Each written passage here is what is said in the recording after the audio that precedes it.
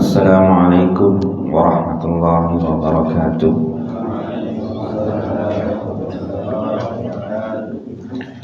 Alhamdulillahi rabbil alamin. Alladzi nahmaduhu wa nasta'inuhu wa nastaghfiruh wa nu'minu bihi wa natawakkalu alayhi wa nashhadu an la ilaha illallah wa nashhadu anna Muhammadan abduhu wa rasuluh. Nusalli wa nusallim ala sayyidina wa qudwatina wa qurrati a'yunina nabiyyina Muhammadin sallallahu alaihi wasallam wa ala ikhwatihi minal anbiya'i wal mursalin wa ala alihi wa ashabihi wa man tabi'ahu ila yaumiddin, amma ba'du. Mari kita awali kajian tadabbur maudhu'i metode tatbiki kita dengan membaca doa thalabul ilmi. Bismillahirrahmanirrahim. Rabbi zidni ilma, Allahumma anfa'ni bima 'allamtani wa 'allimni ma yanfa'uni warzuqni ilman yanfa'uni. Amin. Seperti biasa kita selalu mengawalinya dengan surah Al-Fatihah. Di samping sebagai pintu gerbang Al-Quran, surah Al-Fatihah memiliki karamah, memiliki keberkahan yang sungguh luar biasa. Surah istimewa yang senantiasa kita istiqomahkan untuk kita baca saat kita mengawali tadabbur ini. A'udzu billahi minasy syaithanir rajim.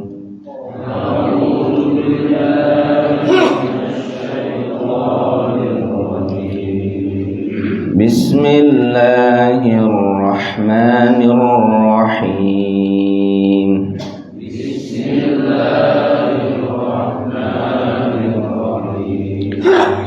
Alhamdulillahi rabbil alamin.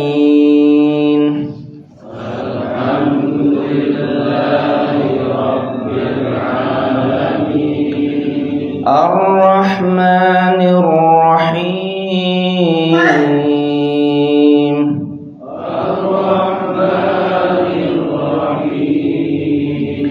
Maliki yaumiddin.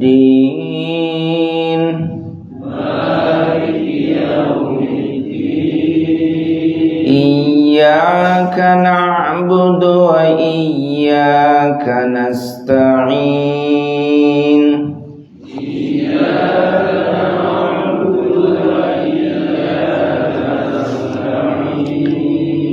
Ihdinas siratal mustaqim.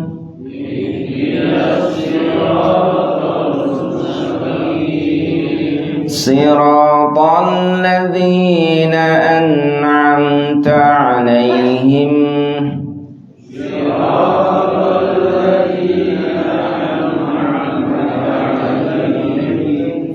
Ghairil maghdubi 'alaihim waladdallin.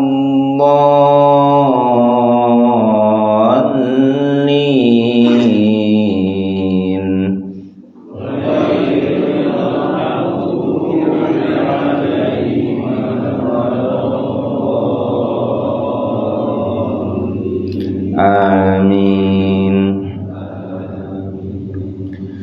Bismillahirrahmanirrahim.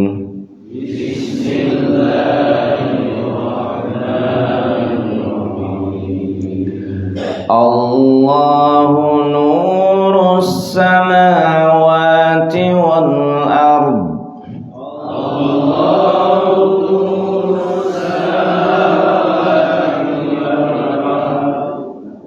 Mathalu nurihi kamishkatin fiha misbah.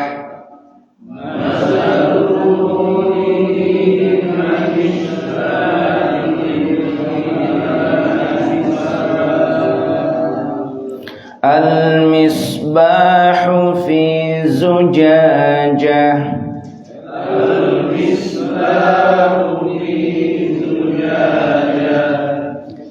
Az-zujajatu ka'annaha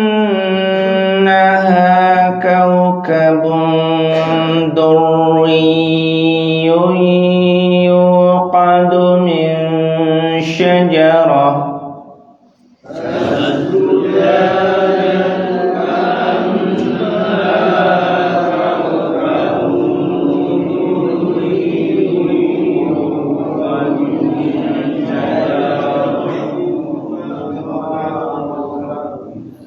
Min syajaratin mubarakatin zaitunatin la syarqiyah.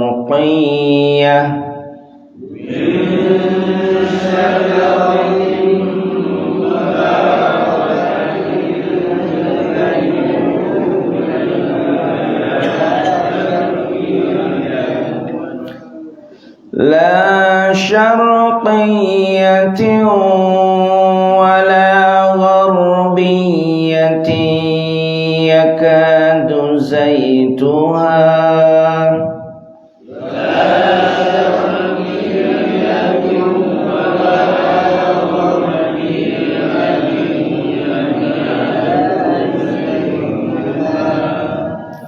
yudhi'u walau lam tamsashu narun nurun ala nur.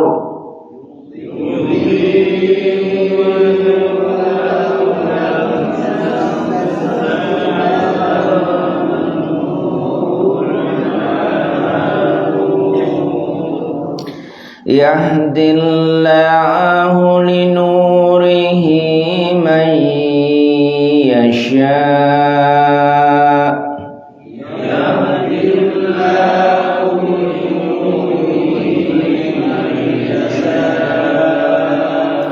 Wa yadribu Allahul amthala linnasi wallahu bikulli syai'in alim.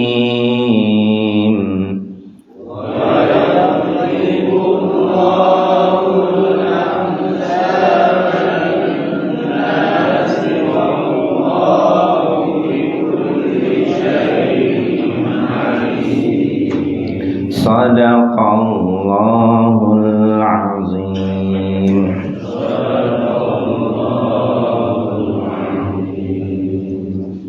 Baik, kita temukan artinya secara kosakata. Bismillahirrahmanirrahim. Allahu, Allah itu nurus samawati, cahaya langit, wal ardi, dan bumi. Mathalu nurihi, perumpamaan cahayanya. Kamishkatin, seperti sebuah ruang. Fiha, yang di dalamnya. Misbahun, ada lentera.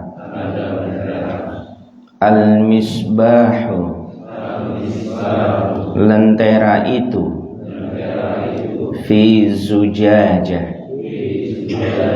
di dalam kaca. Az-zujajatu, kaca itu ka'annaha seolah-olah kaukabun bintang durriyun yang sangat memancarkan cahaya yuqadu menyala min syajaratin dari sebuah pohon mubarakatin yang diberkahi zaitunatin minyak zaitun la syarqiyatin tidak condong ke timur wala gharbiyah dan tidak condong ke barat yakadu hampir-hampir zaituha minyaknya yudhi'u dapat menyinari walau lam tamsashu meskipun tidak menyentuhnya narun api nur cahaya ala nur di atas cahaya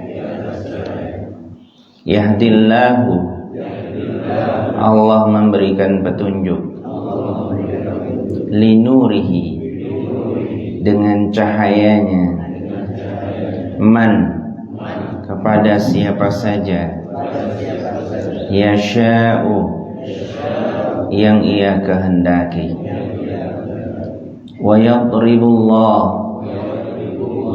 dan Allah memberikan perumpamaan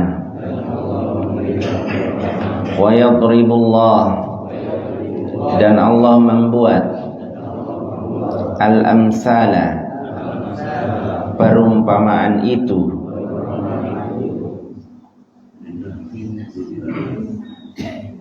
wa yadribullah dan Allah membuat al-amsala perumpamaan itu linnasi untuk manusia wallah dan Allah itu bikulli syai'in terhadap segala sesuatu alimun maha mengetahui. Alhamdulillah kita banyak kosakata pada pagi hari ini,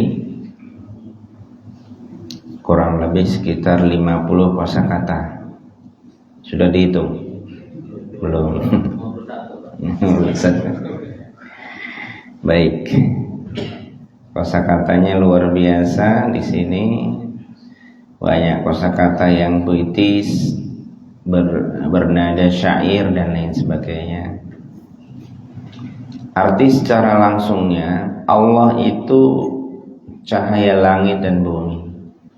Perumpamaan cahayanya seperti ruang, yang di dalam ruang itu ada lentera, dan lentera itu berada di dalam kaca, dan kaca itu seolah-olah bintang yang bersinar dari sebuah pohon yang diberkahi oleh minyak zaitun.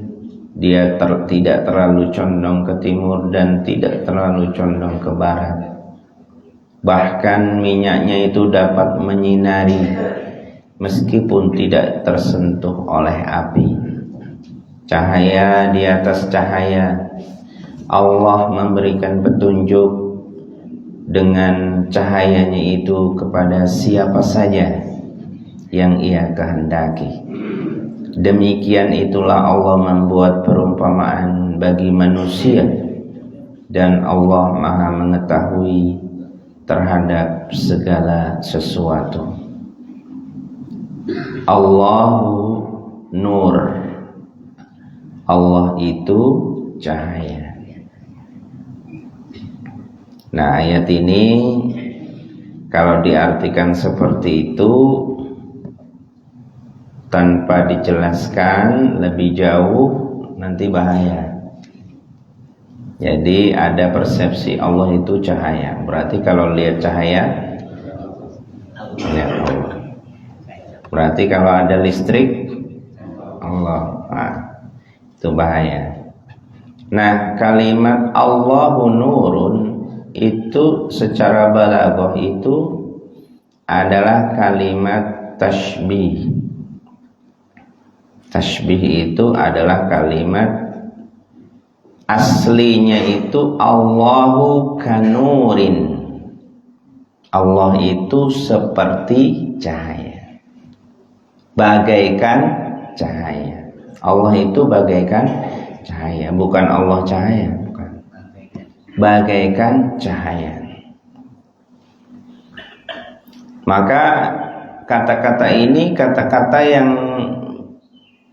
berbau syair, ya, kata-kata yang bahkan lebih indah daripada syair. Nah, kalau kalimat syair itu memang selalu begitu, kata-kata yang menggambarkan sesuatu yang begitu istimewa sehingga menjadikan sebuah kata-kata itu membuang penjelasannya. Seperti contohnya ketika para ulama membuat syair untuk bersolawat kepada Nabi kita Muhammad sallallahu alaihi wasallam. Anta badrun, anta nurun, fauqa nuri. Orang-orang yang nggak ngerti menyangka bahwa ini adalah kalimat syirik. Kenapa syirik? Karena menyamakan Nabi itu dibagaikan cahaya, dan itu akan menandingi Allah Subhanahu wa ta'ala. Padahal itu adalah kalimat tasbih yang aslinya adalah anta kabadr. Engkau itu seperti rembulan. Nah, itu artinya. Bukan engkau rembulan, bukan. Kabadrin, seperti rembulan. Anta nurun fawqa nuri, engkau itu seperti cahaya di atas cahaya. Nah, tentu saja ini bukan maksudnya untuk menyamakan Allah, tidak. Karena tidak sebanding manusia dengan Allah Subhanahu wa ta'ala. Ini orang-orang yang gak ngerti ilmu selalu mengatakan seperti itu, bahwa kalimat ini katanya syirik dan lain sebagainya. Maka kita dalam memahami ayat pun demikian, tidak cukup hanya ilmu tajwid, tidak cukup hanya ilmu nahwu dan sarf, tapi butuh ada ilmu balaghah. Contohnya adalah memahami Allahu nurus samawati wal ardh. Para ulama tafsir mengatakan untuk memahami ayat ini, seperti teks yang dikutip oleh Syekh Wahbah Az-Zuhaili ketika menafsirkan ayat ini di dalam tafsirnya Al-Munir, di dalam judulnya Fiqhul Hayah Awil Ahkam, dia mengatakan hadhil ayatu la yuradu biha zahiruha. Ayat ini yang dimaksud bukan tekstualnya, wa innama hiya muawwalah, akan tetapi ayat ini harus ditakwil, harus dijelaskan lebih lanjut. Wa ta'wiluha mukhtalifun fihi, dan takwilnya berbeda-beda, penjelasan para ulama berbeda-beda. Wa asahhu ta'wilati ma dzakarahu jumhurul mutakallimin, dan yang paling takwil yang paling masyhur, yang itu sepakat mayoritas al-mutakallimin. Mutakallimin itu ulama ahli kalam. Jadi mutakallimin bukan diartikan orang yang ngomong, bukan, tapi ulama ahli kalam Ahli kalam itu ahli apa? Ilmu kalam itu dalam disiplin ilmu agama, ilmu kalam di kalangan para ulama itu disebut dengan ilmu tauhid. Ya, ilmu ketuhanan itu namanya ilmu kalam. Nah, kalau sekarang ini dipopulerkan dengan tauhid. Tauhid itu bagian terkecil daripada ilmu kalam. Nah, seperti itu. Jadi orang-orang yang para mufassir yang memberikan makna ayat ini menjelaskan wa huwa annallaha hadi ahlus samawati wal ard.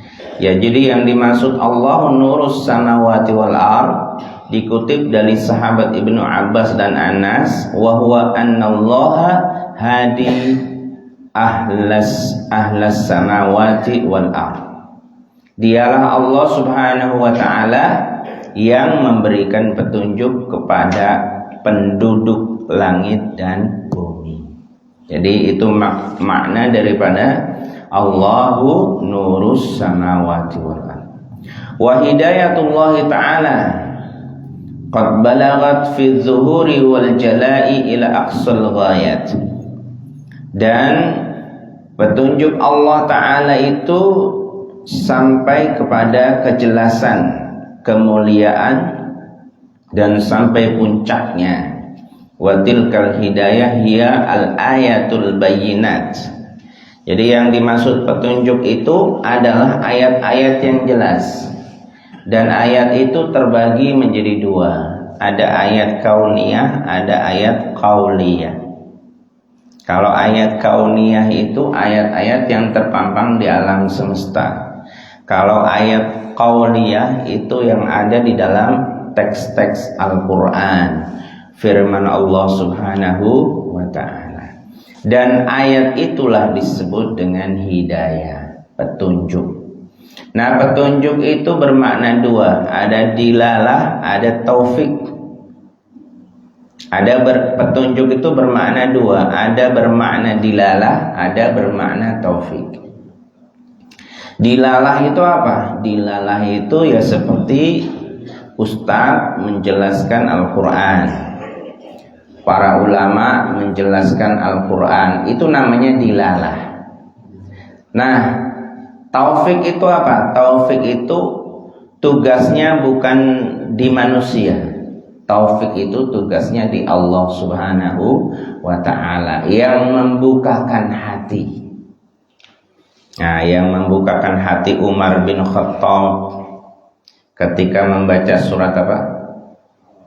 Toha. Ya, di lembaran yang dipegang adiknya itu dibaca. Kemudian Allah.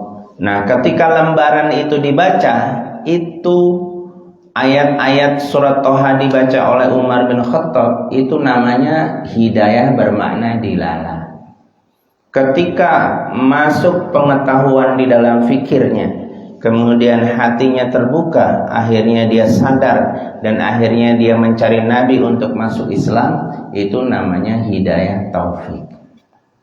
Nah, hidayah itu adalah nur, cahaya dari Allah Subhanahu wa ta'ala. Secara hissi, secara fisik, kita ini hidup ini butuh cahaya nggak? Butuh. Coba sekarang dimatikan. Gelap. Apa yang terjadi kalau gelap? Kita tidak bisa membedakan mana yang baju hitam dan mana yang baju putih, mana yang kuning, mana yang merah, dan lain sebagainya, tidak bisa membedakan. Dan kalau gelap, kita akan merasa ketakutan. Kebalikannya adalah tidak aman. Nah, kalau Bapak Ibu naik kendaraan di malam hari, tidak punya lampunya, tidak nyala, apa yang akan kita rasakan? Gundah, takut di dalam hati. Apalagi daerah itu belum kita kenal. Luar biasa ketakutan kita karena nggak ada cahaya. Termasuk Bapak Ibu punya uang satu masjid ini, tapi nggak dikasih cahaya. Punya uang satu masjid ini, tapi nggak dikasih cahaya. Mau kemana? Mau pergi kemana?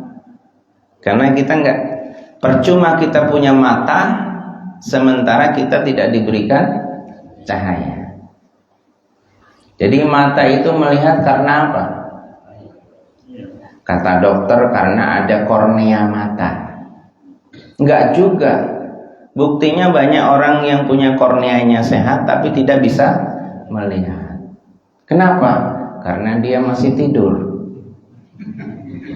Kalau nggak percaya, buka aja orang tidur, dibuka matanya. Ya, ketika dibuka matanya nanti pagi-pagi ditanya, kamu melihat saya nggak waktu tadi malam? Oh enggak, saya nggak ngelihat apa-apa. Kenapa nggak ngelihat apa-apa? Padahal kornea matanya masih ada. Jadi melihat itu bukan karena kornea mata.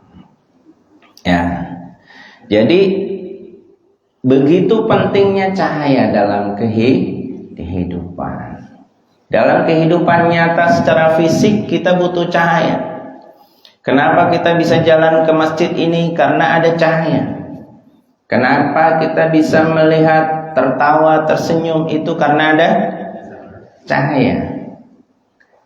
Nah, sumbernya dari mana cahaya ini? Dari Allah Subhanahu wa ta'ala. Kemudian masuk ke pikiran. Kalau pikiran kita penuh dengan cahaya, pasti kita akan banyak menemukan solusi daripada problem kehidupan kita. Ke dalam hati, kalau hati kita ada cahaya, pasti kita akan mengalami ketenangan dalam kehidupan. Meskipun problem apapun yang kita hadapi, yang ada di dalam hati adalah sifat sakinah, tenang, sabar. Kenapa? Karena hati kita ada cahaya. Kemudian apa pengendalian diri ketika kita menghadapi masalah, menghadapi problem. Kemudian kita harus memutuskan, sementara kita di rumah itu adalah sebagai kepala rumah tangga, harus memutuskan masalah yang kita hadapi. Maka ketika pikiran kita ada cahaya, kemudian hati kita punya cahaya, dan cahaya itu sumbernya adalah Allah Subhanahu wa ta'ala, selesai masalah. Akan selesai masalah. Maka dari sini kita membutuhkan cahaya. Nah, oleh karena itu saya kasih tahu di sini bahwa sumber cahaya itu adalah Allah Subhanahu wa ta'ala. Sumber cahaya itu apa? Allah Subhanahu wa ta'ala. Dan berikutnya Allah Subhanahu wa ta'ala menggambarkan luar biasa kamishkat. Mishkat itu apa ya? Mishkat itu seperti ada dinding yang tebal, kemudian dilobangi tapi tidak sampai tembus. Kemudian dia apa itu namanya? Pelobang tapi tidak sampai tembus. Nah, di dalamnya itu ada misbah. Misbah itu lentera. Nah, kalau digambarkan oleh orang-orang dulu itu apa ya? Lampu. Kalau nggak bisa juga digambarkan oleh orang dulu, karena sekarang sudah nggak zamannya. Jadi misbah itu kita nggak bisa lentera seperti zaman dulu itu, nggak bisa. Kalau zaman dulu apa? Patromak. Kalau zaman sekarang sudah nggak ada patromak, adanya neon listrik dan seperti itu. Misbah, al-misbahu fi zujajah. Misbah itu berada di dalam kaca. Ya, az-zujajatu ka'annaha kaukabun, seperti bintang. Yudhi'u, dia terus menyinari, walau lam tamsashu nar, meskipun tidak tersentuh oleh api. Biasanya cahaya itu dihasilkan dari api. Nah, api itu dimaknai api beneran? Tidak juga. Kalau sekarang sudah bukan api yang sifatnya seperti itu, tapi sekarang api itu dimaknai seperti energi atau listrik. Ada unsur listrik. Jadi meskipun tidak ada unsur listrik, itu nyala. Min syajarah, dari sebuah pohon. Itu menggambarkan apa? Menggambarkan bahwa sesuatu yang bisa menyala itu butuh bahan bakar. Dan bahan bakarnya biasanya kalau zaman dahulu itu berupa kayu. Sekarang bahan bakarnya apa? Nikel itu minyak bukan? Solar itu minyak bukan? Minyak. Minyak itu dari mana dihasilkan? Bumi. Kemudian dari juga pohon, ya kan? Zaituna, min syajaratin mubarakatin zaituna, la syarqiyatin wa la gharbiyatin. Cahayanya itu enggak begini-begini. Enggak goyang-goyang. Artinya cahaya itu kadang terang, kadang redup, kadang terang, kadang redup, enggak begitu. Itu gambaran cahaya di sini ya. La syarqiyatin wa la gharbiyatin. Ya, yudhi'u walau lam tamsasun nur, nurun ala nur. Cahaya di atas cahaya. Para ulama mendefinisikan itu adalah Al-Qur'an. Ya. Mendefinisikan itu adalah Al-Qur'an. Ketika Al-Qur'an itu sudah menyentuh kalbu seorang mukmin, maka kalbu seorang mukmin itu berada nurun ala nur, cahaya di atas cahaya, cahaya di atas cahaya. Terang nggak? Sudah cahaya di atas cahaya, sangat-sangat terang, sangat-sangat terang. Ya, jadi saat ini kita hidup di dunia ini butuh cahaya, kemana-mana butuh cahaya. Bekerja butuh cahaya, di rumah kita butuh cahaya, hati kita butuh cahaya, pikiran kita juga butuh cahaya. Tapi ingat, suatu saat kita dipanggil oleh Allah, dicabut nyawa dari jasad, kemudian jasad kita akan diantarkan ke rumah masa depan. Ya, itulah rumah masa depan kita. Ukurannya berapa? 1 kali 1, 2. Nah itu kemudian sudah digali, di dalamnya masih digali lagi. Liang lahat itu lebih besar apa lebih kecil? Lebih kecil. Nah setelah itu kita ditutup pakai papan. Setelah ditutup pakai papan, ditutup pakai tanah, dipadatkan. Itu bisa dibayangkan, terang apa gelap? Gelap. Di saat itu kita butuh cahaya nggak? Butuh. Nah kalau kita mau bawa senter, kalau kita mau bawa listrik di saat itu Pak, itu saya kasih tahu, cahaya itu yang bisa menerangi di kuburan, di alam barzah itu bukan senter yang ada di toko-toko, bukan listrik yang kita salurkan ke dalam kuburan, bukan, tapi adalah Al-Qur'an. Adalah Al-Qur'an. Jadi kita bersyukur bisa interaksi dengan Al-Qur'an. Para ulama sepakat bahwa zikir yang terbaik itu adalah Al-Qur'an, dan segala sesuatu yang interaksi dengan Al-Qur'an itu lebih baik. Rasulullah mengatakan khairukum man ta'allama al-Qur'ana wa 'allama. Sebaik-baik kalian adalah orang yang belajar dan mengajarkan Al-Qur'an. Nah, belajar Al-Qur'an itu tidak boleh berhenti. Kiai Hamid Pasuruan dahulu di masa lalu itu kalau lihat orang yang usianya sudah 60 tahun, ini ada nggak yang usia 60 tahun? Nggak ada ya? 20 tahun semua kayaknya. Kalau yang usianya bertemu dengan orang yang usia sudah 60 tahun, 70 tahun, justru Kiai Hamid Pasuruan itu menyuruh untuk menghafalkan Al-Quran. Ayo, hafal Al-Quran, hafalkan Al-Quran. Pelajari Al-Quran dan hafalkan Al-Quran. Santri-santri yang lain bingung. Nah, ini biasanya orang nyuruh ngapal Quran tuh yang anak-anak rumah tahfiz, isinya anak-anak. TK tahfiz, isinya anak-anak semua. Kita panggil guru ngaji yang ngaji anak-anak. Orang tuanya gimana maksudnya? Yang mau dekat dengan Allah itu, yang sebentar lagi mau bertemu Allah itu yang mana? Ya. Nah, jadi orang tua itu justru disuruh untuk menghafal Al-Quran. Begitu ditanya Kiai Hamid Pasuruan, kenapa Pak Kiai kok begitu arahannya? Iya, karena sebentar lagi dia akan menghadap Allah.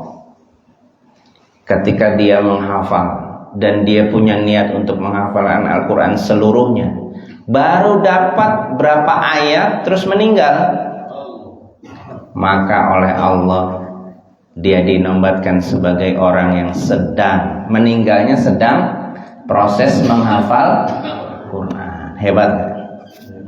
Dapat 1 juz meninggal, dia dinobatkan sebagai orang yang meninggal dalam proses menghafal Al-Quran.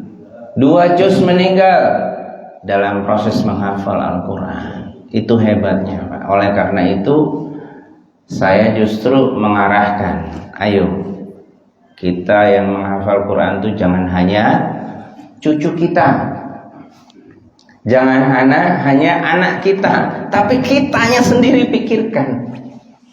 Kitanya sendiri pikirkan. Ayo menghafal Quran.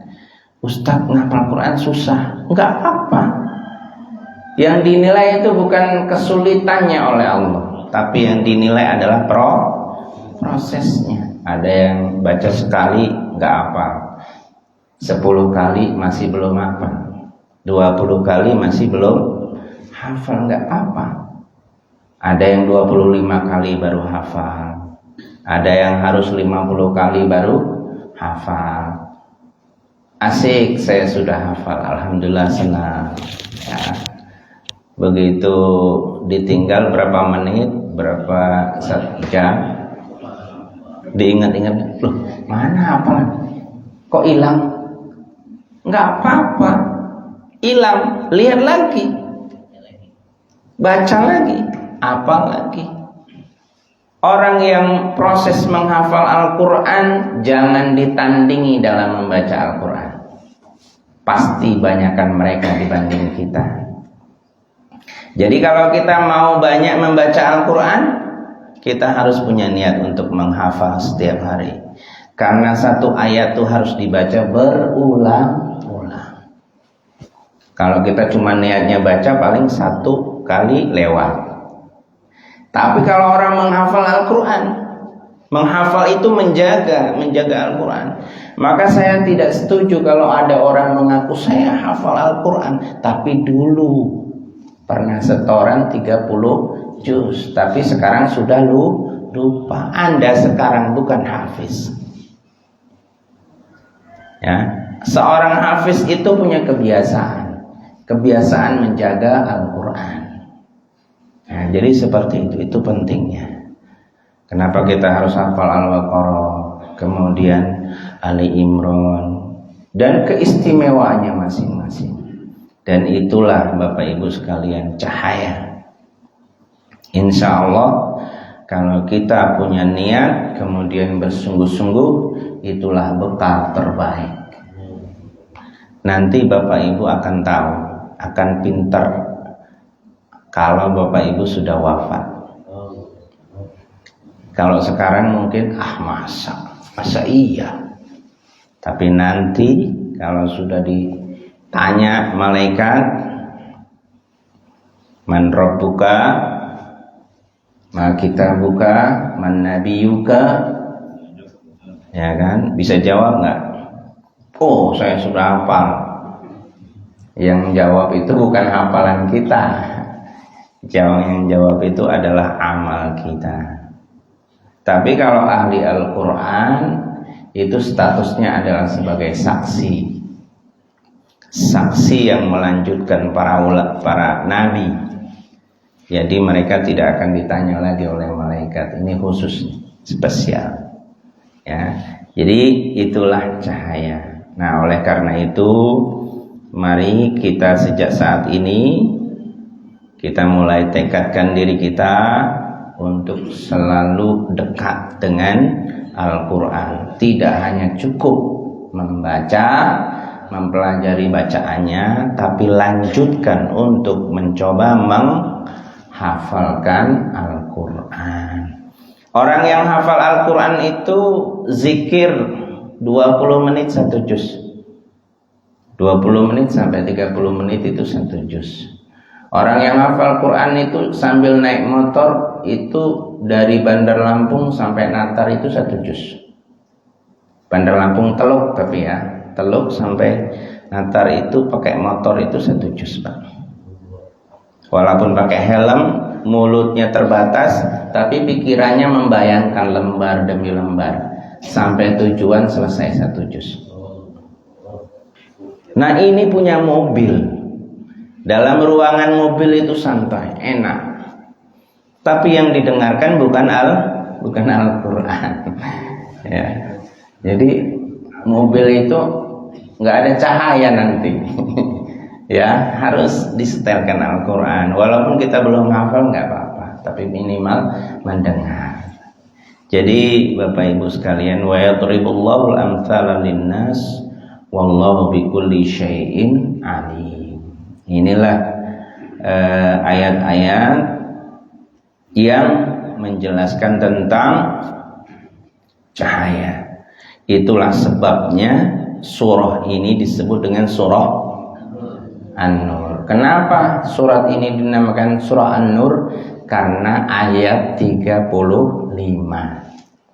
Di situ ada kata-kata Allah nurus samawati wal ard.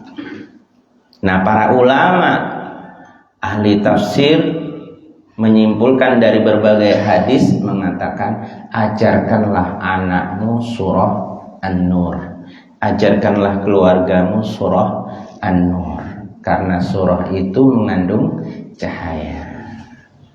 Ya, spesialisasinya cahaya, tapi seluruhnya itu hakikatnya Al-Quran adalah cahaya. Demikian apa yang bisa kita bahas pada kesempatan pagi hari ini.